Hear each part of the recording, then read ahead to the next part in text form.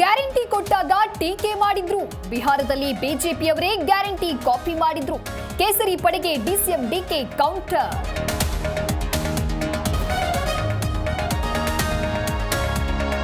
ನಮ್ಮ ತಂದೆಯವರು ರಾಜಕೀಯ ಕೊನೆಗಾಲದಲ್ಲಿದ್ದಾರೆ. ಸತೀಶ್ ಜಾರಕಿಹೊಳಿ ಜವಾಬ್ದಾರಿ ನಿಭಾಯಿಸುತ್ತಾರೆ. ಯತೀಂದ್ರ ಸಿದ್ದರಾಮಯ್ಯ ಬಾಂಬ್.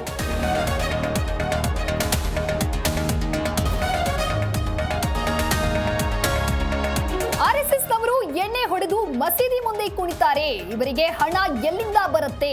ಆರ್ಎಸ್ಎಸ್ ಅನ್ನ ಸಂವಿಧಾನ ಒಪ್ಪಲ್ಲ ಎಂದ ಬಿಕೆ ಹರಿಪ್ರಸಾದ್.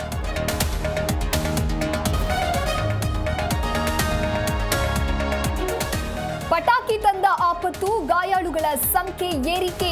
ನಾರಾಯಣ ನೇತ್ರಾಲಯದಲ್ಲಿ 80 ಮಂದಿಗೆ ಚಿಕಿತ್ಸೆ.